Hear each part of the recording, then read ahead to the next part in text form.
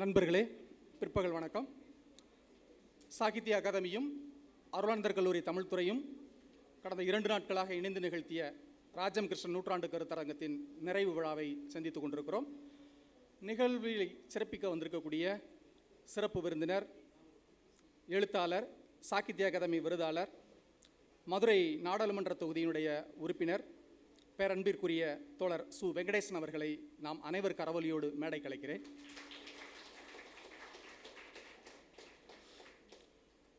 அருளானந்தர் கல்லூரியினுடைய அதிபர் தந்தை பேசில் சேவியர் அவர்களை மேடை கலைக்கிறேன். அருளானந்தர் கல்லூரிய முதல்வர் தந்தை அன்பரசு அவர்களை மேடை கலைக்கிறேன்.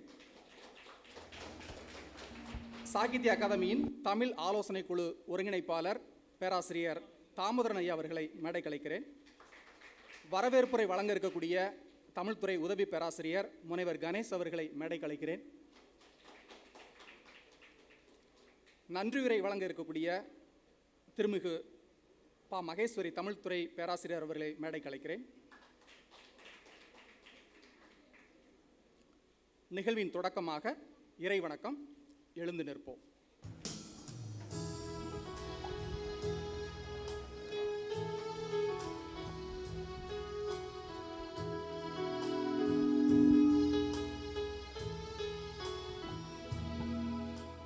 அழகான கண்கள் என்னை கண்டதாலே முடிந்ததென்று நினைத்த நான் உயிர் வாழ்கின்றேன். அழகான கண்கள் என்னை கண்டதாலே முடிந்ததென்று நினைத்த நான் உயிர் வாழ்கின்றேன்.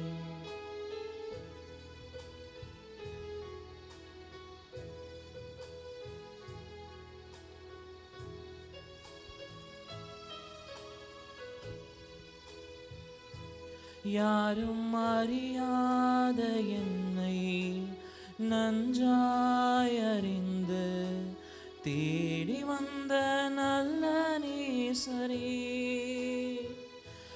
யாரும் அறியாத என்னை நன்றாய் அறிந்து தேடி வந்த நல்ல நேசரே, அழகான கண்கள் என்னை கண்டதாலே முடிந்ததென்று நினைத்த நான் உயிர் வாழ்கின்றேன். அழகான கண்கள் என்னை கண்டதாலே முடிந்ததென்று நினைத்த நான் உயிர் வாழ்கின்றேன்.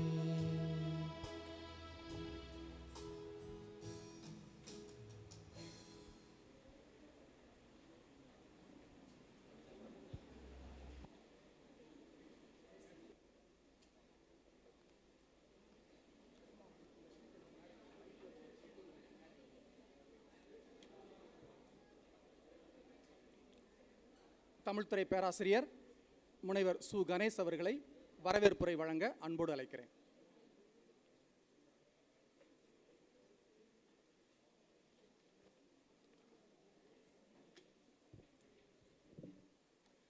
அனைவருக்கும் வணக்கம். ஒரு அற்புதமான எழுத்தாளரின் நூற்றாண்டை நிறைவு செய்யும் வகையில் நடைபெறும் இந்த கருத்தரங்கின் நிறைவு கூட்டத்திற்கு வந்திருக்கிறோம். ராஜம் கிருஷ்ணன் ஒரு களவழி படைப்பாளி. களங்கள்தான் அவருக்கான படைப்பு தளங்கள். ஏதோ ஒரு கற்பனை உலகிலிருந்து அவர் பாத்திரங்களை இறக்குமதி செய்தவர் கிடையாது. தன் கண் முன்னால் இரத்தமும் சதையுமாக நடமாடிய மனிதர்களைத்தான் தன் மாந்தர்களாக அவர் படைத்து காட்டியிருக்கிறார். இதனால்தான் அவருடைய சிறுகதைகளும் நாவல்களும் நிஜத்தோடு நெருங்கியவையாக இருக்கின்றன. டாக்கு ஃபிக்ஷன் எனப்படும் ஒரு படைப்பாக்க வழிமுறையை அவர் தேர்வு செய்து மற்ற எழுத்தாளர்களுக்கு ஒரு முன்னோடியாக அவர் திகழ்ந்திருக்கிறார். அவருடைய நூற்றாண்டில் அவரை பற்றி நாம் பேசிக்கொண்டிருக்கிறோம். அவருடைய படைப்புகள் இன்னும் பல நூற்றாண்டுகள் பேசப்படும். அந்த வகையில் இந்த கருத்தரங்கம் ஒரு நல்ல முன்னெடுப்பாக அமைந்துள்ளது. இந்த நிறைவு விழாவில் நிறைவான உரை நிகழ்த்த உள்ள மாண்புமிகு மதுரை நாடாளுமன்ற உறுப்பினர் சு. வெங்கடேசன் அவர்களும் எழுத்துக்களை சமூக மாற்றத்திற்கான வழியாகவும் மக்களின் மேம்பாட்டுக்கான கருவியாகவும் காண்கின்றவர். சலிக்காமல் சளைக்காமல் மக்கள் பணி ஆற்றக்கூடியவர்கள்தான் கம்யூனிஸ்டுகள். அரசியலில் பிழைப்புவாதத்தை நம்பாமல் உழைப்புவாதத்தை நம்பக்கூடியவர்கள். சு. வெங்கடேசன் அவர்களும் பதவியில் இருக்கும் போதும் இல்லாத போதும் மதுரை மக்களுக்காக பல பணிகளை செய்து வருபவர். மதுரை மக்களுக்காகவும் மாநில உரிமைகளுக்காகவும் நாடாளுமன்றத்தில் இவரின் குரல் தொடர்ந்து கம்பீரமாக ஒலித்து கொண்டிருக்கிறது. மக்களுக்கான கல்வி, மனித உரிமைகள், மத நல்லிணக்கம், அரசியலமைப்பு பாதுகாப்பு, ஏழை எளிய மக்களின் வாழ்வாதாரம், தமிழ்மொழி வளர்ச்சி இவற்றை தன்னுடைய குரல் வழியாக வெளிப்படுத்தி நாடாளுமன்றத்தை அதிரச் செய்து கொண்டிருக்கிறார்.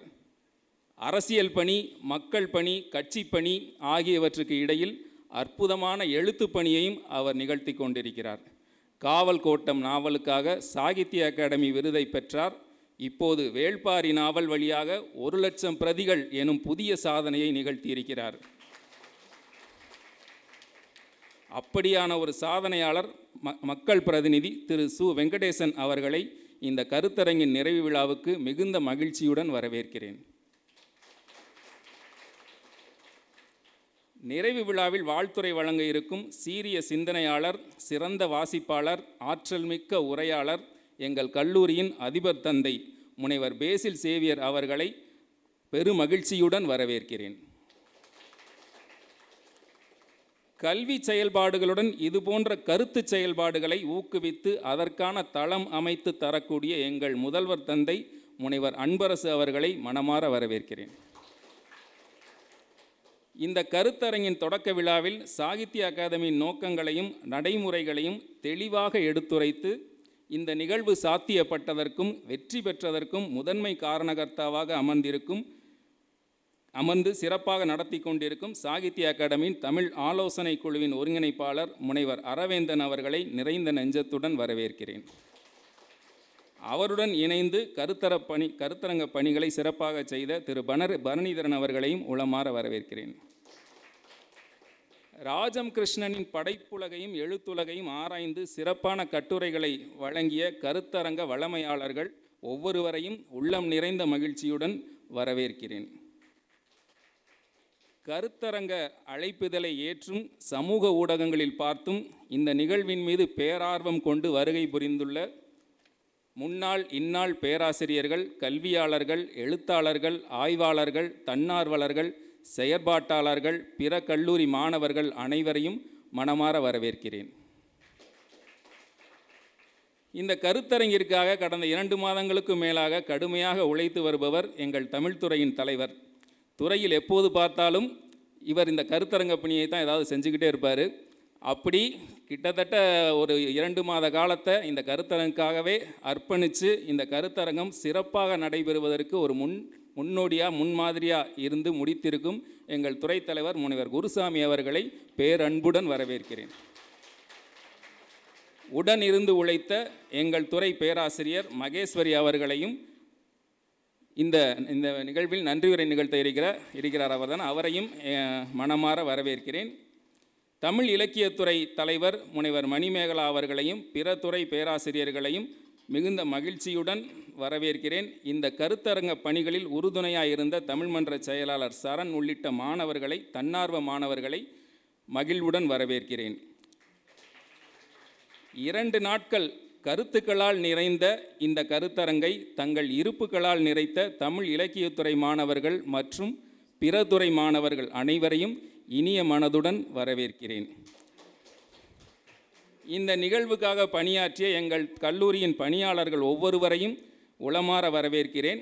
யாரையாவது சொல்லாமல் விட்டிருந்தால் அந்த தவறுக்கான பொறுப்பை ஏற்று அவர்களையும் வரவேற்று என் வரவேற்பை நிறைவு செய்கிறேன். நன்றி. பேராசிரியர் கணேஷ் அவர்களுக்கும் அவருடைய வார்த்தைகளுக்கும் நன்றி. சிறப்பு விருந்தினரை சிறப்பு செய்வதற்கு முன்னால் தமிழ் சாகித்ய அகாதமியின் தமிழ் ஆலோசனை குழு ஒருங்கிணைப்பாளர், டெல்லி ஜவஹர்லால் நேரு சிறப்பு நிலை தமிழ் துறையினுடைய பேராசிரியரும் தலைவருமான ஐயா அரவிந்தன் அவர்களை தலைமையுரையாற்ற அன்போடு அழைக்கிறேன்.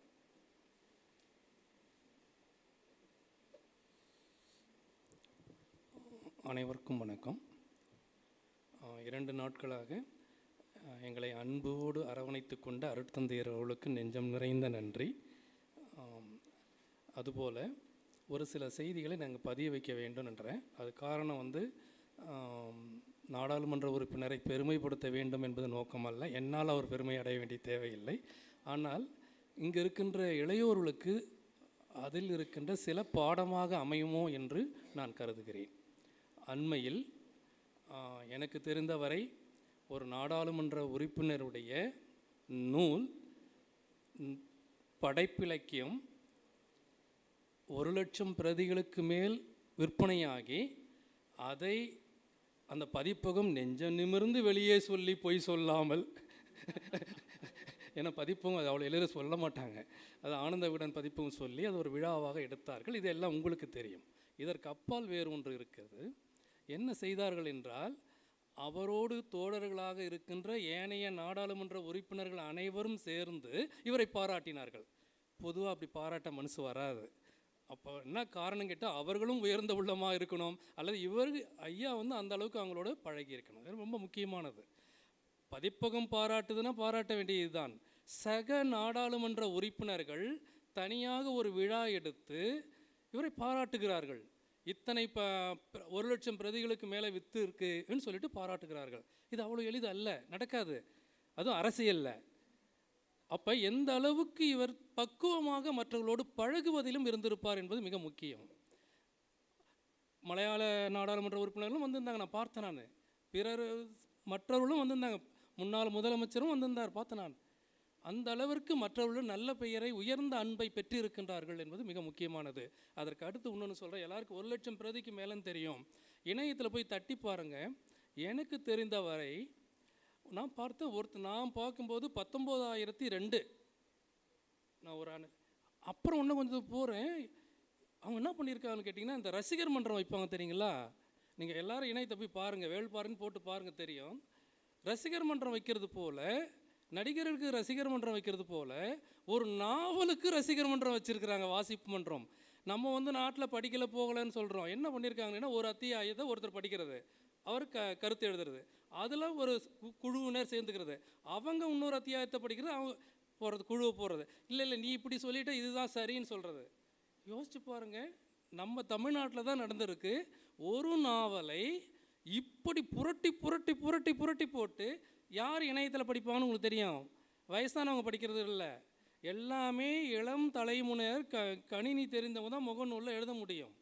அவர்கள் அத்தியாயமாக அதுக்கு ஒரு மன்றம் வைத்திருக்கிறாங்க. மிகப்பெரிய வியப்பாக இருந்தது. அவ்வளவு எளிது அல்ல அது. அந்த அங்கீகாரத்தை பெறுவது அவ்வளோ எளிது அல்ல, அவ்வளவு எளிதல்ல. அதில் ஒரே ஒரு வரி இருக்கும், அந்த இடத்தில் தான் அவர் யார் என்பதை காட்டியிருப்பார். இந்த மக்கள் மலையில் வாழ்பவரும் நிலத்தில் வாழ்பவரும் தமக்கான உணவு சேகரிப்பை எவ்வாறு அமைத்துரும் ஒரே வரியில் சொல்லியிருப்பார்.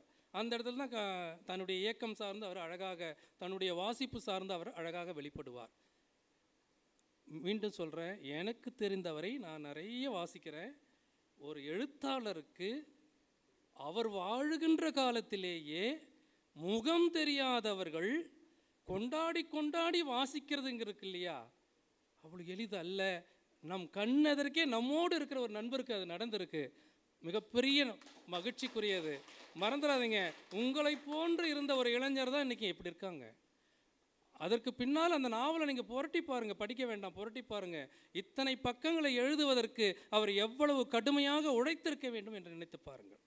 ஏனென்றால் கதை அல்ல, அது கதை மட்டும் அல்ல, அதற்குள்ளே நிறைய வரலாற்று செய்திகளை உள்ளே கொண்டுட்டு வராங்க. நிறைய வாசிக்கணும், வாசித்தாதான் அதை உள் வாங்கினா தான் அதை கதையாக கொடுக்க முடியும். எவ்வளவு உழைப்பு இருக்கும் யோசிச்சு பாருங்கள். ஒரு செய்தி. 2, இன்று காலையில் அவங்க இறங்கினதுலேருந்து இப்போ வர வரைக்கும் ஏதேனும் ஒரு நிகழ்ச்சியில் கலந்துக்கிட்டே தான் இருக்கிறாங்க. சாப்பிட்டீங்களான்னு கேட்டால் ப்ரெட்டு ஏதோ கேக் சாப்பிட்டு வந்திருக்காங்க. அது வண்டியில் வரும்போதே. நம்ம சாப்பிட்றதுக்கு நேரம் வேணும், கொஞ்சம் மற்றதுக்கு நேரம் வேணும், அதுக்கு நேரம் வேணும், இதுக்கு நேரம் வேணும். இப்படியெல்லாம் கடுமையாக உழைப்பதால் தான் அவர்கள் நல்ல ஒரு எழுத்தாளராகவும் நல்ல ஒரு நாடாளுமன்ற உறுப்பினராகவும் இருக்கின்றார். எல்லாருக்கும் தமிழ் என்றால் அமுது இனிமைன்னு சொல்லிட்டு இருப்பாங்க. இல்லைப்பா, தமிழுக்கு காரமும் உண்டுங்கிறத வடநாட்டவர்களுக்கு புரிய வைக்கிறது அவராக தான் இருக்க முடியும். இல்லை இல்லை, நீ எங்களை அல்வா சாப்பிட்ற மாதிரிலாம் சாப்பிட முடியாது, நாங்கள் சுல்லுன்னு சுடுவோம், பயம் இருக்கட்டுன்றது. பந்து கட்டி அடிக்கிறார், வரிஞ்சு கட்டி அடிக்கிறார். அற்புதமான பேச்சு. நான் தமிழில் தான் பேசுவேன், உன் காதை பொத்து போய் வெய்ய மைக்க வச்சு கேளு, டிரான்ஸ்லேஷன் உன்னை தான் திட்டுறேன் கேளு. அது மிகப்பெரிய ஆளுமை வேண்டும் அந்த கம்பீரமாக பேசுவதற்கு. அத்தகைய மிகச்சிறந்த எழுத்தாளர், கள போராளி நம்மோடு பங்கேற்றிருக்கின்றார்கள். இந்த கருத்து மிக பொருத்தமானவர். ராஜம் கிருஷ்ணன் அம்மாவுடைய கருத்துங்கிறதுக்கு மிக பொருத்தமானவர். நான் வரணும்னு விரும்பினேன். எங்களுக்கு சாகித்ய அகாடமியில் என்ன விதிமுறைன்னு கேட்டிங்கன்னா, எங்கே நூற்றாண்டு கருத்தரங்கு நடந்தாலும் அந்த பகுதியில் வாழ்கின்ற சாகித்ய அகாடமி விருது பெற்ற எழுத்தாளர்களை நாங்கள் அழைக்கணும்னு சொல்லுவாங்க. ஆனால் அவ்வளோ எளிதில் எங்களுக்கு சாத்தியமாகிறது இல்லை. மதுரையிலேயே இது 3வது கருத்தரங்கம் நான் நடத்துவது. நாங்கள் அழைக்க நினைத்தாலும் அவர்களை தொடர்பு கொள்வது மற்ற பல்வேறு காரணங்கள் இருக்குது, ஒரு நிறுவனம், பல்வேறு சூழல்கள் இருக்குது. இந்த கல்லூரியில் நிகழும் போது கல்லூரி, இந்த தலைப்பு, சிறப்பு விருந்தினர் எல்லாம் ஒருங்கிணைந்திருப்பது மிகுந்த மகிழ்ச்சிக்குரியது. அந்த வகையில் பல்வேறு பணிகளுக்கிடையே நீங்கள் வந்தீங்கன்னு தெரியும், ஆனால் எங்களை எவ்வளோ தூரம் நீங்கள் மகிழ வச்சுருக்கீங்கன்னு உங்களுக்கு தெரியாது. அந்த அளவுக்கு நான் அந்த இணையத்தை பார்த்துட்டு அசந்துட்டேன். நம்ம வெங்கடேசன் ஐயாவுடைய புத்தகம் அப்படி, நீங்கள் போய் அருள் கூர்ந்து போய் பாருங்கள். நம்மோடு வாழ்கின்ற ஒருத்தரை, அவருடைய படைப்பை 19,000 பேர் பார்க்குறேன். நான் சொல்கிறது வந்து 15-20 நாளைக்கு முதல்ல. எளிது அல்ல. அதுக்கு ஒரு ரசிக மன்றமா? எளிது அல்ல, அவ்வளோ எளிது அல்ல. அவங்க நம்மளோட வந்திருக்கிறது வந்து நமக்கு பெருமைக்குரியது, மகிழ்ச்சிக்குரியது, நம்மை ஊக்கப்படுத்துகின்றார்கள். இது வந்து ஒரு செய்தி. மற்றொரு செய்தி சாகித்ய அகாடமி சார்ந்து உங்களுக்கு சொல்லணும்னு நினச்சேன். முன்னால் அந்த சென்னை அலுவலகத்தை பெருமைப்படுத்தி வளர்த்த இளங்கோவன் ஐயாவும் இப்போ வருகை தந்திருக்கின்றார்கள். இன்று அங்கே இருக்கின்ற பரணிதரன் அவர்களும் வருகை தந்திருக்கிறார்கள். ஏன் இதை நான் சொல்கிறேன்னு கேட்டிங்கன்னா, இந்தியாவில் 24 மொழியில் சாகித்ய அகாடமி விருது கொடுக்குறாங்கன்னு எல்லாருக்கும் தெரியும். அதில் தமிழ் மொழிக்கான ஓராண்டுக்கான விருதைத்தான் ஐயா பெற்றிருக்கிறாங்க. இப்போ வரவேற்புரையிலும் சொன்னாங்க, உங்களுக்கு எல்லாருக்கும் தெரியும். இந்த 24 மொழிகளுக்கும் 4 இடங்களில் ஹெட் ஆஃபீஸ் இருக்குது, அதாவது ரீஜனல் ஆஃபீஸ், மண்டல அலுவலகங்கள் இருக்குது. வேறு எந்த மொழிக்குமே இல்லை, தமிழ் மொழிக்கு மட்டும்தான் கிளை அலுவலகம் இந்தியாவில் இருக்கிறது. வேறு எந்த மொழிக்கும் இல்லை, வேறு எந்த மொழிக்கும் இல்லை. இது மிக முக்கியமானது. அது காரணம் என்னன்னு கேட்டிங்கன்னா, அடுத்தது வரேன். இந்தியாவில் சாகித்ய அகாடமியினுடைய புத்தகங்களை விற்பனை செய்கிறாங்க இல்லையா, அதில் இந்தி நூல்கள் எந்த அளவிற்கு விற்பனை ஆகின்றனோ அதே அளவிற்கு தமிழ் நூல்கள் விற்பனை ஆகின்றன. ஒரு ஆண்டுக்கு 1 கோடி ரூபாய்க்கு மேலே விற்றுருக்காங்க. ஏன் இதை இந்திக்கும் தமிழுக்கும் ஒப்பிடுறேன்னு கேட்டிங்கன்னா, அவங்க 6 மாநிலங்களில் ஆட்சி மொழியாகவும் மற்ற எல்லா நிலையிலும் இருக்கிறாங்க. சாகித்ய அகாடமி போர்டுலேயும் அவங்க ஆலோசனை குழு உறுப்பினர்கள் நிறைய பேர் இருப்பாங்க. காரணம், வெவ்வேறு மாநிலங்கள் அது இருக்கிறதால. அவர்களுக்கு நிகராக நாம் வாசிக்கிறோம். 1 கோடி ரூபாய்க்கு விற்கிறாங்கன்னா என்ன பொருள் ஒரு ஆண்டுக்கு? அவர்கள் முன்னெடுத்து எல்லோரிடம் கொண்டு செல்கிறார்கள், நாம் வாங்குகிறோம். அவ்வளவு வாசகர்கள் இருக்கின்றார்கள். அதற்கு பெருமையானவர்கள் தான் நம்முடைய சென்னை அலுவலக நண்பர்கள். சரி, அதோடு முடிஞ்சிடாது என்னுடைய வேலை. இப்போ என்னன்னு கேட்டிங்கன்னா, 4 மண்டலங்களாக இருக்கு இல்லையா, அதில் பெங்களூரில் ஒரு மண்டலம் இருக்குது. அது யாருக்கு உரியதுன்னு கேட்டிங்கன்னா, தமிழ், மலையாளம், கன்னடம், தெலுங்கு 4 மொழிகளுக்கு உரியது. அவங்க அத்தனை பேரும் அங்கே தான் வரணும். தமிழுக்கு மட்டும் கிளை அலுவலகம் இங்கே இருக்குது. ஒரு மாதத்திற்கு 2.5 லட்சம் ரூபாய் அளவுக்கு அங்கே வாடகை கொடுக்குறாங்க. கன்னட அரசு என்ன பண்ணிடுச்சுன்னு கேட்டிங்கன்னா, பெங்களூர் பல்கலைக்கழகத்தை ஒட்டி அவங்களுக்கு நிலம் கொடுத்துட்டாங்க. 6000 சதுர அடியில் அவங்க நல்ல பெரிய பிரம்மாண்டமான கட்டடத்தை போன ஆண்டு கட்டிட்டாங்க. இப்போ என்ன கேட்குறாங்கன்னு கேட்டால், ஏன் தமிழுக்கு அங்கே வச்சுருக்கணும், அதை இங்கே கொண்டுட்டு வந்துடுங்க, மாதம் 2.5 லட்சம் ரூபாய் வாடகை ஆகுது இல்லைன்னு சொல்கிறாங்க. இந்த நேரத்தில் தான் நம்ம போயிட்டு ஒரு நாள் அவசரமாக நம்முடைய நிதித்துறை செயலாளர், எழுத்தாளர் உதயச்சந்திரன் ஐயா அவர்களை, இமயம் எழுத்தாளர், நானும் வேகமாக போய் அவரை பார்த்தோம். இப்படி ஒரு சிக்கல் இருக்குது, எதாவது காப்பாற்றணும். ஆனால் விரைந்தா, பொதுவாக அவங்க வந்து நிறைய பேசவே மாட்டாங்க, 1 வார்த்தை 2 வார்த்தை தான் பேசுவாங்க. அவங்க உடனே என்ன, உடனே அதுக்கு ஏற்பாடு செய்தார்கள். அதற்கான கோப்புகள் நகர்ந்து கொண்டே இருக்கின்றன. அது வெற்றி பெற்றால் சென்னை அலுவலகம் சென்னையில் நிற்கும். அதை வெற்றி பெற செய்ய வேண்டியது நம்முடைய அனைவருடைய பொறுப்பும். இதை உரிய அதிகாரிகள் எல்லாரிடம், அமைச்சரிடம், மற்ற எம்பிக்களிடம், எல்லாரிடம் நேரில் போய், இப்போ கூட ஒரு 10 நாளைக்கு முதல்ல கூட போய் பார்த்து சொல்லிட்டு வந்திருக்கிறேன். உங்களை போன்ற பலருடைய அருட்பார்வை அதற்கு தேவைப்படும். தமிழை நாம் காப்பாற்ற வேண்டும். அந்த அலுவலகம் நமக்கு இருக்க வேண்டும். நமக்கு பெருமைக்குரிய ஒரு அலுவலகம் அது. மிகச்சிறந்த ஒரு அலுவலகம். விற்பனை நல்லா செய்கிறாங்க. சோம்பேறிகளாக இருந்தால் நானே கடுமையாக பேசிடுவேன். இல்லைன்னா என்ன ஆகுனா, எல்லாத்துக்கும் எல்லா நிகழ்ச்சியை நிகழ்த்துவதற்கு நாம் பெங்களூர் அலுவலகத்தோடு தொடர்பு கொள்ளணும். அங்கேருந்து எனக்கு வரணும், நான் இருக்கிற வரைக்கும், அல்லது இன்னொரு கன்வீனர். இப்படி தான் மாறும். அது சென்னையில் இருக்கும்போது நமக்கு வசதியாக இருக்கின்றது. வேறு எந்த மொழிக்கும் கிடையாது, அது தமிழுக்கு மட்டும்தான் இருக்கிறது. அதையும் இங்கு சொல்லி, சாகித்ய அகாடமி என்பது, மீண்டும் சொல்கிறேன், ஒரு அரசு நிறுவனமாக இருந்து கொண்டு ஓராண்டுக்கு 1 கோடி ரூபாய் அளவிற்கு நூல்களை விற்பனை செய்கிறது என்றால் அது எந்த வகையான நூல்களை தெரிவு செய்யும் என்பதை நினைத்து பாருங்கள். அந்த வகை நூல்களுள் ஒன்றுதான் ஐயாவுடைய பரிசு பெற்ற நாவல். பிற மொழிகளிலும் அது மொழியாக்கம் செய்து வெவ்வேறு மாநில மக்களிடம் அது சென்று சேர்கின்றது. வெவ்வேறு மாநில மக்களினுடைய பண்பாடு கலாச்சாரங்களை அவர்களுடைய நாவல்களும் இலக்கியங்களும் கவிதைகளும் நமக்கு மொழியாக்கம் செய்து அளிக்கின்றது. மிகச்சிறந்த பணியை சாகித்ய அகாடமி செய்து அளிக்கின்றது. அது மேலும் வளர வேண்டும். அதற்கு நாடாளுமன்ற உறுப்பினர்கள் போன்ற, எழுத்தாளர்களாக இருப்பவர்கள் போன்ற இன்றைய பங்களிப்பு இருக்குல்ல, அந்த நிகழ்ச்சிக்கு வந்தது, அது பெருமைக்குரியது மட்டும் இல்லை, அது உரம். உங்களுடைய வழி எனக்கு தெரியும். நீங்கள் காலையிலேருந்து அலைந்தது, எல்லா பிரச்சனையும் எனக்கு தெரியும், என்னால் உணர முடியுது. ஆனாலும் நீங்கள் இன்றைக்கி வருகை தந்தது ஏதோ சாதாரண ஒரு நிகழ்ச்சிக்கு அல்ல, ஒரு நிறைவு விழாவுக்கு அல்ல, ஒரு சிக்கலான சங்கடமான ஒரு சூழலில் அந்த அமைப்பை வலிமைப்படுத்துவதற்கு உங்களுடைய வருகை உரமாக இருக்கின்றது என்று சொல்லி, தொடர்புடைய அனைவரையும் வருக வருக என்று வரவேற்பதோடு மகிழ்ச்சியை தெரிவித்து விடைபெறுகிறேன். நன்றி, வணக்கம். ஒரே ஒரு இடத்தில் மட்டும் 1 கோடி ரூபாய்க்கு புத்தகம் வாங்கி தமிழர்கள் வாசிக்கிறார்கள் என்கிற நல்ல செய்தியை தலைமை உரையாக தந்து சென்றிருக்கக்கூடிய ஐயா அவர்களுக்கு நன்றி. இப்பொழுது சிறப்பு செய்யும் நேரம். சிறப்பு விருந்தினர்களுக்கு அருளானந்தர் கல்லூரி அதிபர் தந்தை அவர்கள் பொன்னாடை வணங்கி சிறப்பு செய்வார்.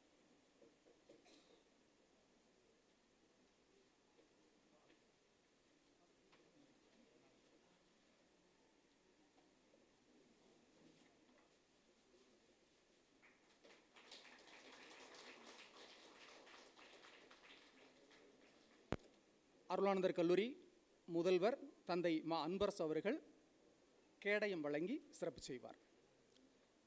தமிழ் இலக்கியத்துறை தலைவர் முனைவர் ச மணிமேகலா அவர்கள் சிறப்பு விருந்தினர் அவர்களுக்கு பரிசு வழங்கி சிறப்பு செய்வார்.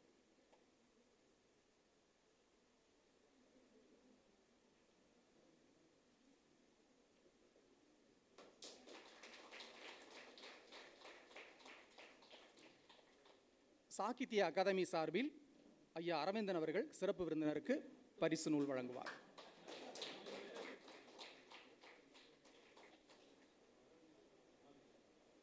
சிறப்பு விருந்தினருக்கும் சிறப்பு செய்தவர்களுக்கும் நன்றி. தொடர்ந்து கல்லூரி அதிபர் தந்தை அவர்களை வாழ்த்துரை வழங்க அன்போடு அழைக்கிறேன்.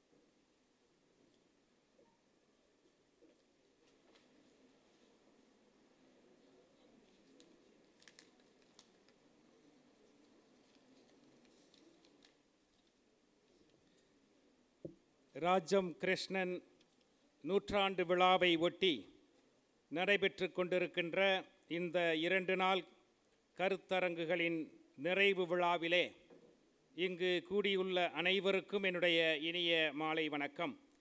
தமிழ்நாடு முழுதும் இருந்து வந்திருந்து தலைசிறந்த ஆய்வாளர்களால் இந்த 2 நாள் கருத்தரங்கம் நிறைவானதாக இருந்திருக்கிறது. ராஜம் கிருஷ்ணன் என்னும் அற்புதமான எழுத்தாளரின் சிறந்த படைப்புகளுக்கு அவருடைய 100வது ஆண்டிலே முழு நியாயம் சேர்த்திருக்கிறது இந்த கருத்தரங்கம். சாகித்ய அகாடமியும் நம் கல்லூரியின் தமிழ் துறையும் இணைந்து இந்த பெரும் சாதனையை நிகழ்த்தி இருக்கிறார்கள். கருத்தரங்க நிறைவு விழாவிலே தன் கருத்துக்களால் நிறைவு சேர்க்கும் வகையில் கலந்து கொண்டிருக்கிறார் நம்முடைய மாண்புமிகு மதுரை நாடாளுமன்ற உறுப்பினர் சு வெங்கடேசன் அவர்கள்.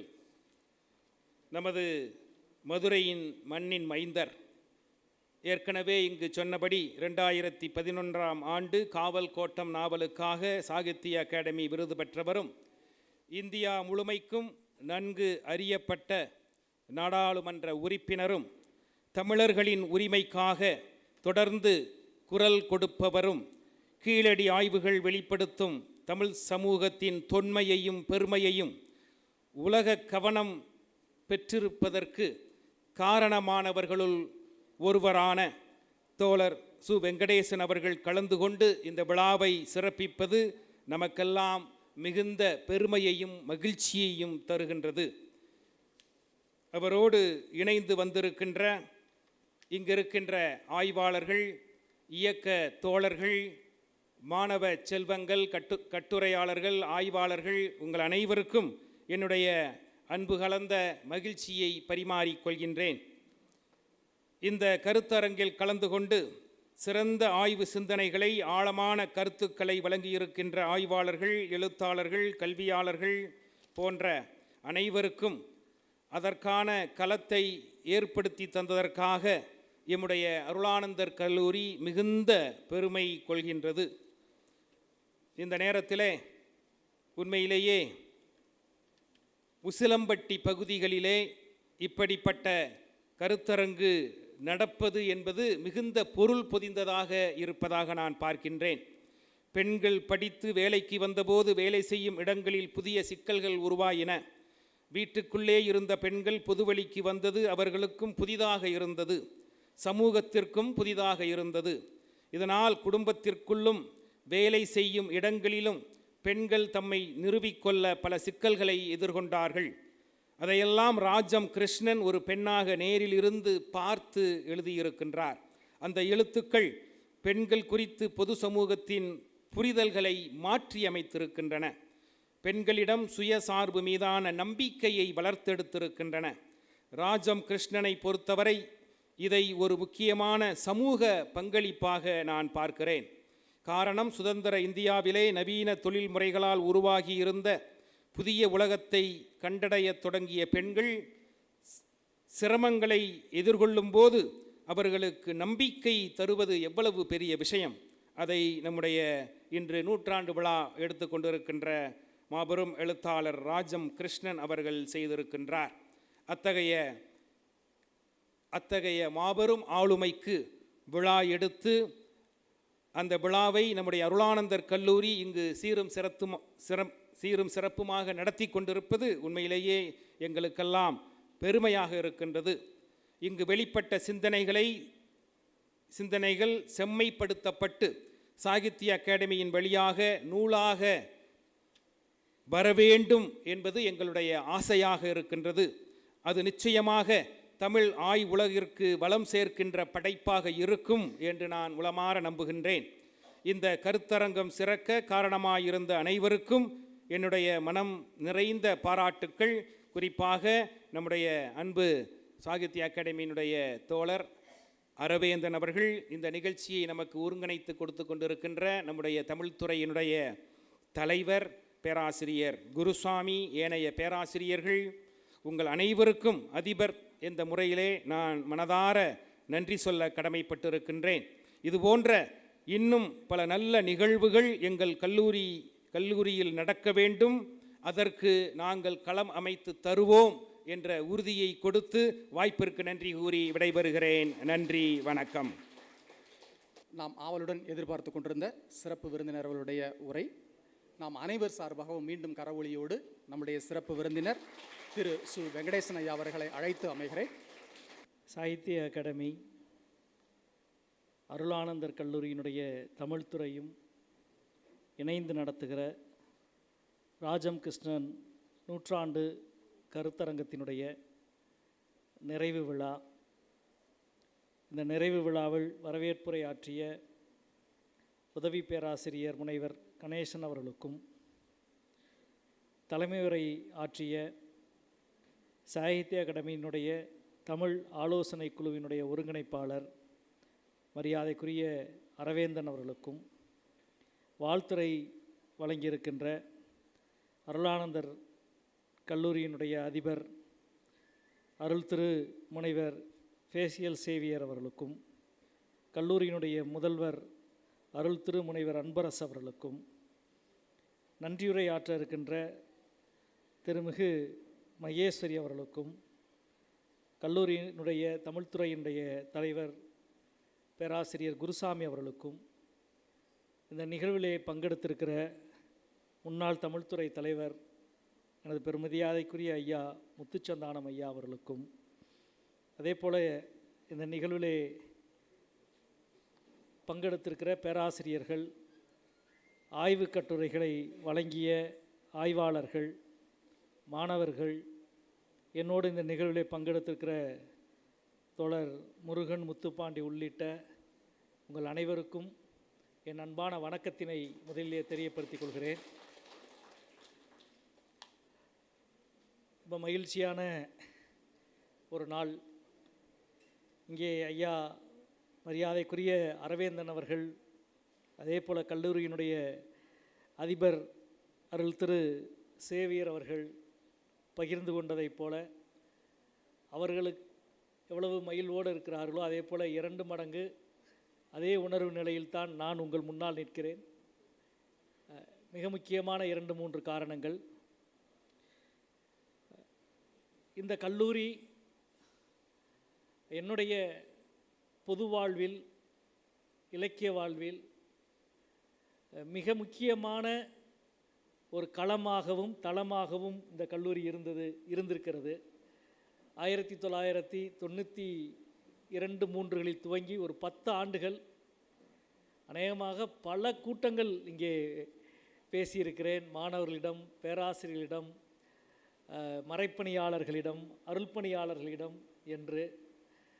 அந்த 10 வருடம் எங்களுடைய இன்னொரு வீடாக இந்த கல்லூரி இருந்தது என்று சொன்னால் மிகையல்ல.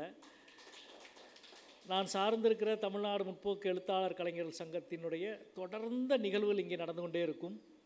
அந்த அமைப்பினுடைய மாவட்ட தலைவராகவும் கல்லூரியினுடைய தமிழ்துறை தலைவராகவும் இருந்தார் நம்முடைய அன்பிற்குரிய ஐயா பேராசிரியர் முத்துச்சந்தானம் அவர்கள். அதே போல் எண்ணற்ற கலைக்குழுக்கள், கலைஞர்கள் இந்த பகுதியிலே உருவானார்கள். இன்றைக்கு திரைப்படத்திலே பாடல் எழுதி கொண்டிருக்கின்ற ஏகாதேசியிலிருந்து, ரோஸ்முகிலிருந்து கலைக்குழுக்கள் இங்கே உருவாகி கலை இலக்கிய செயல்பாட்டின் மையமாக கருமாத்தூரை மாற்றியதில் இந்த கல்லூரிக்கு ஒரு பெரிய பெருமை, முக்கியத்துவமும் இருக்கிறது. அவ்வளவு கலைஞர்கள், எழுத்தாளர்கள், கவிஞர்கள் இங்கே உருவானார்கள்.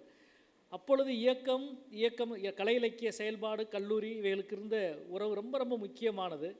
அந்த காலத்தையெல்லாம் அன்றைக்கு இருந்த அதிபர் அவர்கள், அருள் தந்தை அவர்கள்லாம் கல்லூரிக்குள்ளேயே என்னையெல்லாம் ஈர்த்து வைத்து கொள்வதற்கெல்லாம் தொடர்ந்து ஒரு நல்ல எண்ணத்தில் முயன்றிருக்கிறார்கள்.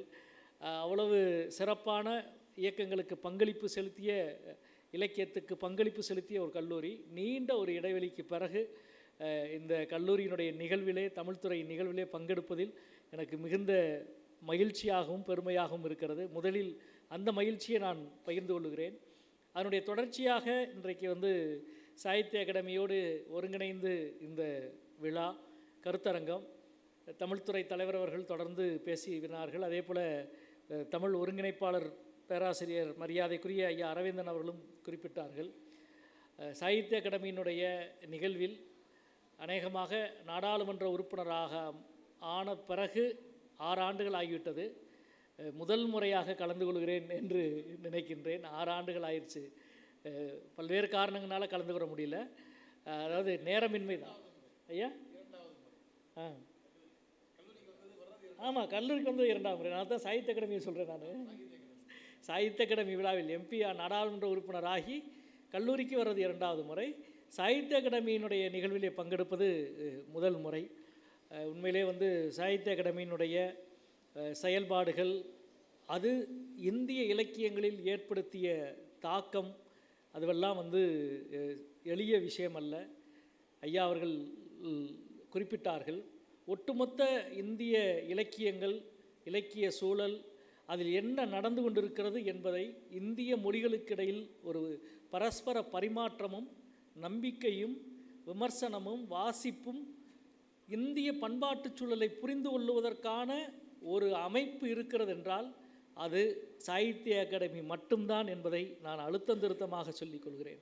ஒரு வங்காளத்தின் சமூக வாழ்வு எப்படி இருக்கிறது, மராட்டியத்தினுடைய போன நூற்றாண்டு வாழ்வு எப்படி இருந்தது, அல்லது ஹிந்தி உத்தரப்பிரதேசமோ அல்லது ஹிந்தி மாநிலங்களினுடைய சமூக வாழ்வு, கேரளா, மலையாளம் என்று இந்த மொழிகளெல்லாம் வந்திருக்கிற இலக்கியங்களை படிக்கிற பொழுதுதான் இந்திய துணைக்கண்டத்தின் பண்பாடு மற்றும் வரலாறு சார்ந்த நீரோட்டம் என்ன என்பதும் அந்த நீரோட்டத்தின் மைய ஓட்டம் என்ன என்பதையும் புரிந்து கொள்வதற்கு இந்திய அளவில் ஒரு நிறுவனம் உண்டென்றால் அது சாகித்ய அகாடமி மட்டும்தான் என்பதை என்னால் அழுத்தமாக சொல்ல முடியும்.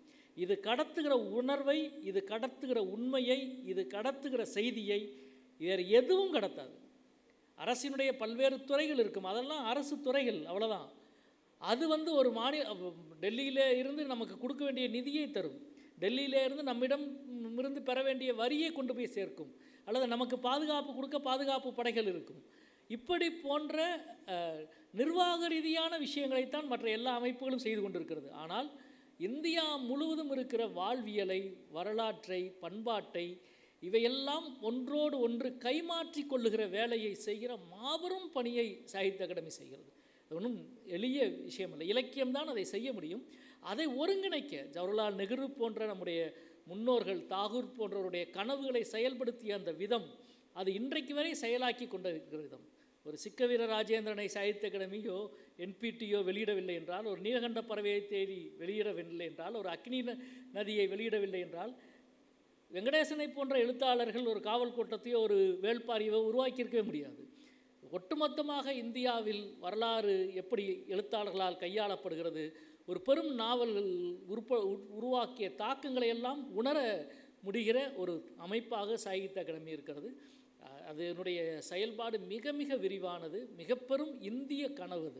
அந்த இந்திய கனவுக்கு அது சார்ந்த விமர்சனங்கள் நிறைய இருக்கும். அதெல்லாம் இவ்வளோ பெரிய விஷயங்களில் விமர்சனம் இல்லாமல் எப்படி இருக்கும்? அது இலக்கிய செயல்பாட்டு என்பது விமர்சனத்தை இரண்டரை கலந்தது. அதனுடைய தேர்வுகளில் இருந்து பல்வேறு விஷயங்கள் இருக்கும். சில ஆண்டுகளில் அதனுடைய தேர்வுகள் விமர்சனத்துக்குள்ளாகும், கேள்விக்குள்ளாகும். அதெல்லாம் கடந்தது தான் வாழ்க்கை. யார் பண்ணாலும் அது இருந்துக்கிட்டு தான் இருக்க போகுது. ஆனால் அதெல்லாம் தாண்டி ஒழுங்குமுறையோடு ஒன்றை செய்ய வேண்டும் என்கிற அமைப்பாகவும், அதில் மிக முக்கியமாக பொறுப்பாளர்கள் ஒவ்வொரு காலங்களிலும் அதுக்கான தமிழ் ஒருங்கிணைப்பாளராக அல்லது மலையாள ஒருங்கிணைப்பாளராக வருகிறவர்கள், அந்த குழு, அதனுடைய முக்கியத்துவம், மற்ற விஷயங்களெல்லாம் கடந்து இது நாம் எவ்வளவு முக்கியமான ஒரு பணியை செய்கிறோம் அதற்கு உண்மையாக இருப்பது. என் மொழியில் ஒரு தவறான அல்லது தகுதியற்ற ஒரு நூல் தேர்வு செய்யப்படுமானால் அது நிற்காது. சாகித்ய அகாடமி நிற்கும். அந்த சாகித்ய அகாடமி பரனில் நீங்கள் வச்சாலும் 10 வருஷம் 5 வருஷம் கழிச்சு அந்த பரனில் அது தானாக உதிர்ந்துடும். சாகித்ய அகாடமிக்கு அவ்வளோ வலிமை இருக்கிறது. சாகித்ய அகாடமியினுடைய அந்த அடுக்கு, அந்த பரன் அவ்வளோ வலிமையானது. சங்கப்பலகை சொல்லும்ல, அந்த மாதிரி சில காரணங்களால் சிலவற்றை நீங்கள் தேர்வு செய்ய வேண்டிய சூழல் கூட வரலாம். ஆனால் அது வரலாற்றுக்குள் பொருந்தி நிற்காது. ஏனென்றால் இந்த கட்டமைப்பு அவ்வளோ பெரியது. இங்கே உண்மையிலே ஐயா அவர்கள் சொன்னது மகிழ்ச்சியாக இருந்தது. தமிழ் வாசகர்கள் 1 கோடி ரூபாய்க்கு சாகித்ய அகாடமியின் புத்தகத்தை ஒவ்வொரு ஆண்டும் வாங்குகிறார்கள் என்பது உண்மையில் பெருமையான விஷயம் என்று நான் நினைக்கின்றேன். அதற்காக முதலில் என்னுடைய பாராட்டுக்களை தெரிவித்துக் கொள்கிறேன். தமிழ் வாசக சூழல் மிக வலிமையானது, ஒன்றும் சாதாரண விஷயம் இல்லை. இங்கே கூட ஐயா அவர்கள் சொன்னார்கள், வேள்பாரி 5 ஆண்டுகளில் 1 லட்சம் பிரதி, அதுவும் இவ்வளவு பெரிய ஒரு புத்தகம், 2000 ரூபாய் இப்போ அந்த புத்தகத்தினுடைய விலை. இத்தனை பெரிய தொகை ஒன்றும் சாதாரண எளிய தொகை இல்லை. 2000 ரூபாய்க்கு புத்தகம், ஒரு புத்தகத்தை வாங்கணும்னா நான் 10 தடவை யோசிப்பேன் நான். அப்படி இல்லை, அது அவனுடைய தொகை அவ்வளோ பெரியதாக இருக்கிறது. அவ்வளவு தூரம் வாசிப்பு இன்பத்தை தமிழ் சமூகம் நுகர்ந்து கொண்டே இருக்கிறது. அந்த இன்பத்தை அவ்வளோ வெளியில் விட்டு விடாது. எனவே இவ்வளவு பெரிய ஒரு வாசக பரப்பு, அதில் சாகித்ய அகாடமி நிறுவனம் தொடர்ந்து செய்து கொண்டிருக்கிற பணிகளுக்கு முதலில் என்னுடைய அன்பான வாழ்த்துக்களை தெரிவித்துக் கொள்கின்றேன். அதே போல் ஐயா அவர்கள் கூட டெல்லியிலே நடந்த நிகழ்வுக்கு பற்றி சொன்னார். அநேகமாக நான் ஒருவரை தொலைபேசியில் அழைத்து நீங்கள் நிகழ்ச்சிக்கு வாங்கள் என்று சொன்னது உங்களை மட்டும்தான், வேறு யாருக்கும் ஏன்னா அது சக நாடாளுமன்ற உறுப்பினர்கள் நடத்துகிற ஒரு விழா. எனக்கு நினைவு வந்தவுடன் இந்த நிகழ்ச்சிக்காக 2 நாளைக்கு முன்னாடி பேசியிருந்தார். ஐயா நீங்கள் வாங்க அப்படின்னு. வந்தவரை நான் அன்றைக்கி பார்க்க கூட இல்லை. அவர் அவ்வளவு நெருக்கடியாக இருந்தது, நேர நெருக்கடியாக. உண்மையிலே ரொம்ப மகிழ்ச்சி. 3வது மிக முக்கியமான விஷயம், இந்த நிகழ்ச்சிக்கு நான் அழைத்தவுடன் எப்படியாவது வந்துவிட வேண்டும் என்று நினைத்தது பெருமரியாதைக்குரிய எழுத்தாளர் ராஜம் கிருஷ்ணனுடைய பங்களிப்பு, படைப்பு, அவருடைய 100 கருத்தரங்கம். இந்த முயற்சி எல்லா வகையிலையும் பாராட்டப்பட வேண்டிய மிக முக்கியமான முயற்சி. தமிழ் இலக்கிய படைப்பிலக்கிய ஆளுமைகளில் மிக மிக முக்கியமானவர் ராஜம் கிருஷ்ணன் அவர்கள். ரொம்ப திரும்பி பார்த்தால் அவ்வளவு மலைப்பாக இருக்குது. 70 ஆண்டுகளுக்கு மேல் எழுதி கொண்டே இருந்திருக்கிறார். 1946 முதல் நாவல் 46, 47, 48 முதல் நாவல் என்பது வெளிவந்திருக்கிறது. 70 ஆண்டுகள் உழைத்திருக்கிறார். எல்லா நிலப்பரப்பு சார்ந்த வாழ்வை இலக்கியமாக்கியிருக்கிறார். குறிஞ்சி நிலத்திலே துவங்கி, நெய்தலிலே துவங்கி, பாலையிலே துவங்கி, எல்லா நிலப்பரப்பும் எல்லா வாழ்வியலும் ரொம்ப ஆச்சரியமாக இருக்கு. அதை முழுக்க அவங்க ஒரு கட்டுரையாக எழுதியிருந்தா இன்னும் எவ்வளவு பெரிய அனுபவம் நம்மளுக்கு கிடைத்தப்பட்டிருக்கும். ஒரு குந்தா அணைக்கட்டு உருவான காலத்தில் 5 ஆண்டுகள் அங்கே இருந்து அதை எழுத்தாக மாற்றுவதற்கு முயற்சி செய்து கொண்டிருந்த ஒருவருக்கான அந்த வாய்ப்பு வரலாற்றில் யாருக்குமே இருந்திருக்காது. அதே போல் ஒரு சம்பல் பள்ளத்தாக்கினுடைய ஒரு மான்சிங் என்ற ஒரு கொள்ளையர் தலைவனை போய் பார்க்கிற ஒரு வாய்ப்பு, அதை நாவலாக மாற்ற வேண்டும், அல்லது உப்புக்கறி, இது இப்படி பல தளங்களை எடுத்துக்கொண்டு பயணப்பட்ட ஒருவர். அதுவும் 40களில் ஒரு பெண் எழுத்தாளராக ஆவது என்பது சாதாரண விஷயம் இல்லை. அவர் தன்னுடைய அன்றாட வேலைகளெல்லாம் செய்துவிட்டு அவர் படிக்க உட்கார்ந்தது. வீட்டு வேலையெல்லாம் முடிச்சுட்டு அடுப்படியை வேகமாக கழுவி விட்டுட்டு அந்த ஈரம் காயறதுக்கு முன்னாடி உட்காந்து படிக்கவும் எழுதவும் ஆரம்பிச்சிருக்காங்க. ஆனால் அதுக்கு இன்னும் கொஞ்சம் நேரமான தூக்கம் வந்துடும், அவ்வளோ உழைப்பு. ஈரம் காயிற அளவுக்கு கூட பொறுமை கிடையாது. என்ன ஒரு தாகம், என்ன ஒரு வேட்கை இருந்திருக்கும். 70களில் 1940களில் ஆரம்பித்து 70 ஆண்டும் 2000 முதல் 10 ஆண்டுகளிலிருந்து சங்கராச்சாரியார் கணவன் இழந்த பிறகு விதவை பெண்கள் என்பதை தரிசு நிலம் என்று, விதவைகள் தரிசு நிலம் என்று சொன்ன பொழுது அவர் ஆவேசமாக எழுந்து அதற்கு பதில் சொன்னதும், அதற்கு மீறி ஒரு போராட்டம் நடத்த வேண்டும் என்று உடனடியாக களத்தில் இறங்கியதும், அது 1940களில் இருந்த அதே உணர்வும் வேகமும் 1910கள் வரை இருந்தது என்பதும், தொடர்ந்து களத்திற்கு போனது, இலக்கியமாக ஆக்குவது, இயங்குவது என்பது, இது 3ம் இருக்கிற கலவை. எனக்கெல்லாம் காவல் கோட்டம் ஐயா பகுதி சொன்னார். எனக்கு முன்னால் இருந்த 2 மிக முக்கியமான தமிழ் நாவல்கள் ஒன்று கீரா அவருடைய கோபல்ல கிராமமும், இன்னொன்று பிரபஞ்சன் அவர்களுடைய வானம் வசப்படுமும். ஒன்று தொல் கதைகளிலிருந்து, தொல் மரபுகளிலே இருந்து எடுத்து எழுதப்பட்ட அடிப்படையாக கொண்ட ஒரு நாவல். இன்னொன்று எழுதப்பட்ட ஆவணங்களை அடிப்படையாக கொண்டு பிரபஞ்சன் உருவாக்கிய நாவல். தொல்கதைகளை அடிப்படையாக கொண்டு தொல் மரபுகளினுடைய வரலாற்று எடுத்துக்கொள்வதும் ஆவணங்களை எடுத்துக்கொள்வது, இது 2க்கும் 2 உதாரணம். இதே போல தொல்கதைகள், ஆவணங்கள் 2ஐயும் எடுத்துக்கொண்டு எழுதப்பட்டதுதான் காவல் கோட்டம். எவ்வளவுக்கு எவ்வளோ பிரிட்டிஷ் கால ஆவணங்கள் மேற்கோள் காட்டப்பட்டிருக்குமோ அதே அளவுக்கு இது அநேகமாக இந்த பகுதியினுடைய ஏறக்குறைய எல்லா கிராமங்களிலும் நாங்கள் அலைந்திருக்கிறோம். இங்கே என்னோடு வந்திருக்கிற தோழர் முத்துப்பாண்டி இங்கே இருக்கிறார். தமிழ் தஞ்சை பல்கலைக்கழகத்தில் தமிழிலே முனைவர் பட்டம் பெற்றவர். இங்கே தான் இந்த எழுவம்பட்டி ஏடுன்னு ஒரு ஏடு இருக்குது. ரொம்ப ஆச்சரியமாக இருக்கும். நம்முடைய கிரிமினல் ஆக்ட் இருக்கு இல்லையா, பிரிட்டிஷ்காரனுடைய உருவாக்கிய குற்றவியல் சட்டங்கள், பிரிட்டிஷ்காரனுக்கு வர்றதுக்கு முன்னாடி இங்கே குற்றவியல் சட்டம் இருந்திருக்கும்ல. யார் யாருக்கு என்னென்ன தப்பு பண்ணால் என்னென்ன தண்டனைன்னு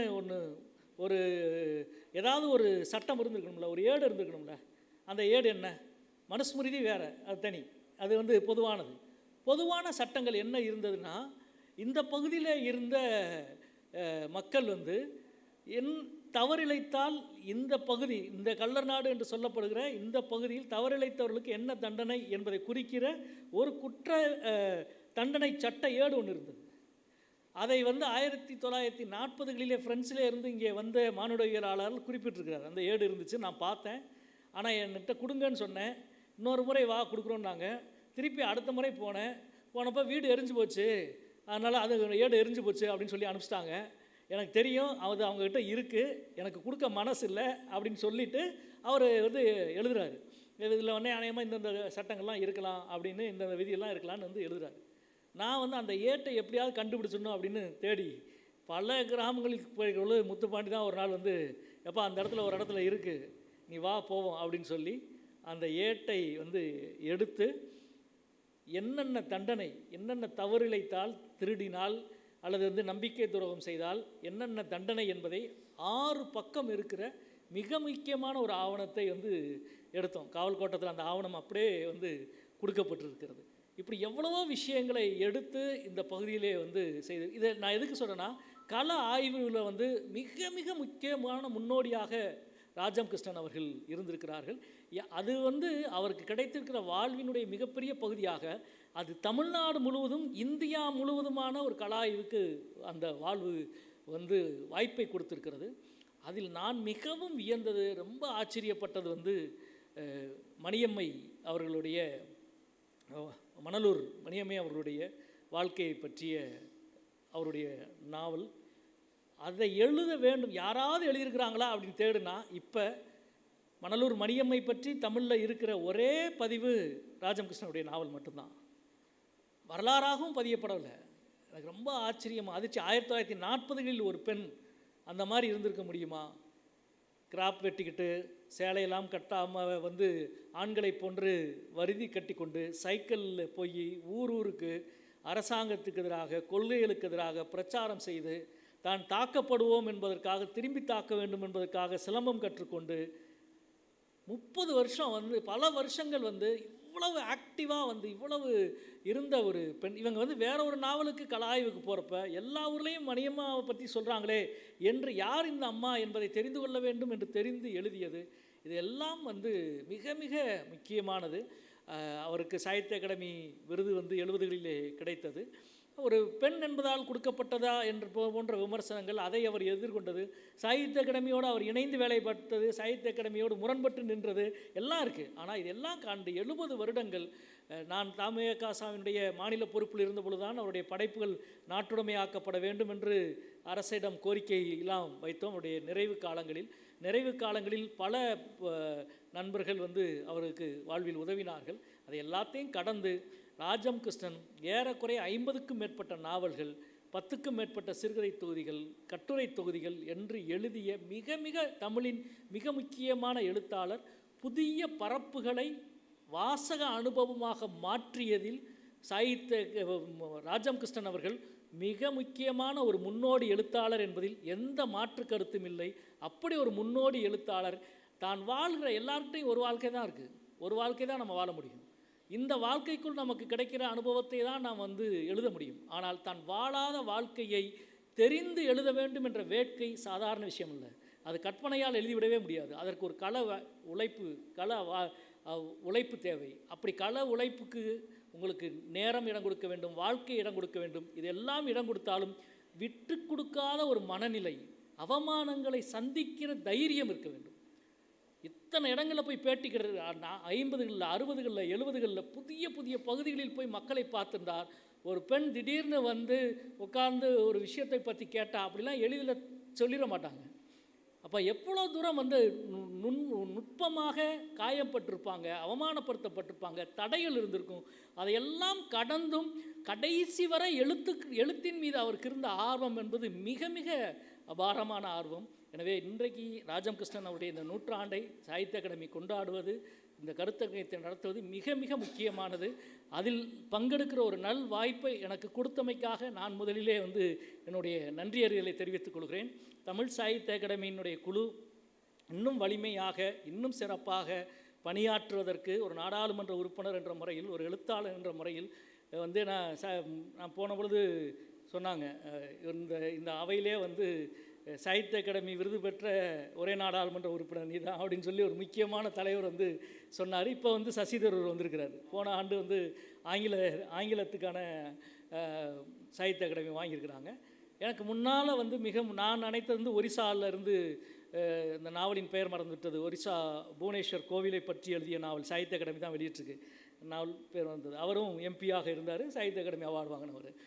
ரொம்ப முக்கியமான ஒரு நாவல். ஒரு நகரத்தை பற்றி எழுதப்பட்ட நாவல்கள், ஒரு கோவிலை பற்றி புவனேஸ்வர் ஒரிசாவில் இருக்கிற பூரி ஜெகநாதர் கோவிலை பற்றி, அந்த கோவிலில் நடந்த ஒரு 100 ஆண்டு கால வரலாற்றை வைத்து எழுதப்பட்ட மிக முக்கியமான நாவல். ஒரு நம்முடைய சாகித்ய அகாடமியினுடைய, ஏன்னா இன்றைக்கு இருக்கிற புறச்சூழல் மிகவும் சிக்கலானது.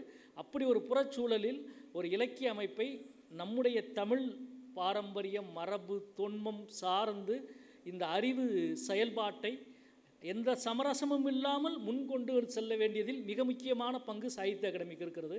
அந்த பங்கை நீங்கள் ஆற்றுகிறீர்கள், தொடர்ந்து ஆற்ற வேண்டும். அதற்கு நிச்சயமாக உங்களோடு நாங்களும் இருக்கிறோம் என்பதை இந்த நேரத்தில் தெரிவித்துக் கொள்கிறேன். அதே போல் வந்து சாகித்ய அகாடமிக்குடைய தமிழ் கிளை சென்னை அலுவலகத்திற்கு பற்றி குறிப்பிட்டிருக்கிறார். நிச்சயம் அதில் என்னாலும் உதவி செய்ய முடியும். நிச்சயமாக அந்த பணியை நிறைவேற நானும் எனக்கான பணியை பங்களிப்பை செய்வேன் என்பதையும் தெரிவித்துக் கொண்டு மீண்டும் ஒரு முறை உங்கள் அனைவருக்கும் நன்றி கூறி முடிக்கின்றேன். நன்றி, வணக்கம்.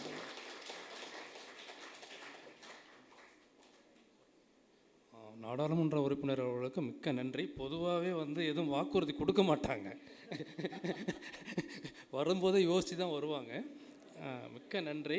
எங்களுக்கு தனிப்பட்ட முறையில் யாரும் எதுவும் கேட்கலைங்க ஐயா. அமைப்பு அனைவருக்கும் வணக்கம். புதிய பாதை, புதிய பயணம், புதிய செயல் என்ற பொருண்மையில் ராஜம் கிருஷ்ணன் நூற்றாண்டு கருத்தரங்க விழாவில் நன்றியுரை வழங்க பெருமகிழ்ச்சி அடைகிறேன். நிறைவு விழாவில் வரவேற்புரை வழங்கிய தமிழ்துறை பேராசிரியர் முனைவர் கணேஷ் அவர்களுக்கு மனமார்ந்த நன்றியை தெரிவித்துக் கொள்கிறேன். இவ்விழாவிற்கு தலைமையேற்று சிறப்பு செய்த சாகித்ய அகாதமி ஒருங்கிணைப்பாளர் திரு தாமோதரன் ஐயாவிற்கும் என் நெஞ்சார்ந்த நன்றியை உரித்தாக்குகிறேன். கருத்தரங்கத்திற்கு தொடக்கத்திலும் நிறைவு விழாவிலும் வாழ்த்துரை வழங்கிய நம் கல்லூரி அதிபர் அருட்தந்தை முனைவர் பேசில் சேவர் அவர்களுக்கும் நெஞ்சார்ந்த நன்றியை தெரிவித்துக் கொள்கிறேன். கருத்தரங்கத்தில் கட்டுரையை வாசித்து ஒரு அமர்விற்கு தலைமை தாங்கிய முதல்வர் தந்தை முனைவர் அன்பரசு ஐயா அவர்களுக்கும் என் நன்றியை உரித்தாக்குகிறேன். எங்களது எளிய அழைப்பை ஏற்று அயராத பணிக்கு மத்தியிலும் நிறைவு விழாவில் பங்கேற்று சிறப்பான ஒரு சிறப்புரை வழங்கிய இலக்கியவாதி, மதுரை நாடாளுமன்ற தொகுதி உறுப்பினர் மாண்புமிகு திரு வெங்கடேசன் ஐயா அவர்களுக்கும் மனமார்ந்த நன்றியை தெரிவித்துக் கொள்கிறேன். இந்த 2 நாள் கருத்தரங்கில் பல்வேறு தலைப்புகளில் கட்டுரைகள் வழங்கப்பட்டன. ராஜம் கிருஷ்ணனை ஏன் வாசிக்க வேண்டும் என்ற கேள்விக்கு பதிலாக பல ஆளுமைகள் பல கட்டுரைகளை தொகுத்து அளித்தனர். பேராசிரியர் தோத்தாத்திரி, பேராசிரியர் ஸ்டாலின் ராஜாங்கம், எழுத்தாளர் கார்த்திக் புகழேந்தி, எழுத்தாளர் சமயவேல், எழுத்தாளர் கார்த்திகை பாண்டியன், பேராசிரியர் அரங்க மல்லிகா, பேராசிரியர் ரத்தினகுமார், பேராசிரியர் கணேஷ், பேராசிரியர் மாரியம்மாள், பேராசிரியர் ரவிச்சந்திரன், பேராசிரியர் சுப்பிரமணிய ரமேஷ், பேராசிரியர் இளங்கோ, பேராசிரியர் மோகனா, எழுத்தாளர் செந்தில்குமார், பேராசிரியர் முதல்வர் அன்பரசு, பேராசிரியர் நட சிவகுமார், எழுத்தாளர் லட்சுமிகர், அத்துணை பேரும் ராஜம் கிருஷ்ணனை ஏன் வாசிக்க வேண்டும் என்ற கேள்விக்கு பதிலாக தங்களது கட்டுரைகளை பல்வேறு தளங்களில் ஆய்வு செய்து வழங்கினார்கள். அத்துணை பேருக்கும் இந்த நேரத்தில் நன்றி சொல்ல கடமைப்பட்டுள்ளேன்.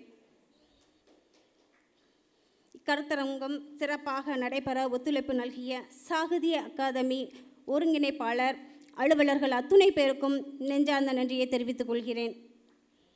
பல்வேறு கல்லூரிகளிலிருந்து வருகை தந்திருக்கும் பேராசிரியர்கள், ஆய்வாளர்கள், மாணவர்கள், தன்னார்வலர்கள், சமூக ஆர்வலர்கள், உங்கள் அத்தனை பேருக்கும் நன்றியை வழங்குவதில் பெருமகிழ்ச்சி அடைகிறேன். அருளானந்தர் கல்லூரி தமிழ்துறை பேராசிரியர்கள், தமிழ்துறை தலைவர், தமிழ்துறை அந்நாள் இந்நாள் பேராசிரியர்கள் அத்தனை பேருக்கும் என் சிறப்பான நன்றியினை தெரிவித்துக் கொள்கிறேன். கருத்தரங்கத்தில் 2 நாள் பங்கேற்று தங்களது ஒத்துழைப்பை நல்கிய தமிழ்துறை மாணவர்கள், பிற துறை சார்ந்த மாணவர்கள், பிற துறை சார்ந்த பேராசிரியர்கள் மற்றும் ஆய்வாளர்கள் அத்துணை பேருக்கும் என் நன்றியை உரித்தாக்குகிறேன். கருத்தரங்கத்தில் 2 நாட்கள் எங்களுக்கு எல்லா விதமான உதவிகளையும் செய்த தமிழ் மன்ற செயலர் செல்வன் சரண் அவர்களுக்கும், சகாய சீஹான், வரவேற்பு குழுவில் இடம்பெற்றுள்ள வரலாற்றுத்துறை மாணவிகள் மற்றும் கணிதத்துறை மாணவர் நிகழ்ச்சி தொகுப்பில் எங்களுக்கு சிறந்த உதவியாக இருந்தார் அவருக்கும், ஆய்வாளர் கங்கா அவர்களுக்கும் என் மனமார்ந்த நன்றியை தெரிவித்துக் கொள்கிறேன். மீண்டும் ஒரு முறை நம்முடைய உடன் உழைப்பாளர்கள், நம் கல்லூரி சார்ந்து நிறைய பணிகளில் எங்களுக்கு நிறைய ஒத்துழைப்பு செய்தார்கள். அவர்களுக்கும் இந்த கருத்தரங்கத்திற்காக கிட்டத்தட்ட 2 மாதங்கள் அதிக சிரத்தை எடுத்து கடின உழைப்பை கொடுத்த தமிழ்துறை தலைவர் சிறப்பாக கருத்தரங்கத்தை நடத்தி முடித்துள்ளார். அவருக்கும் என் சிறந்த நன்றியை தெரிவித்துக் கொண்டு வாய்ப்புக்கு நன்றி கூறி விடைபெறுகிறேன். நன்றி, வணக்கம்.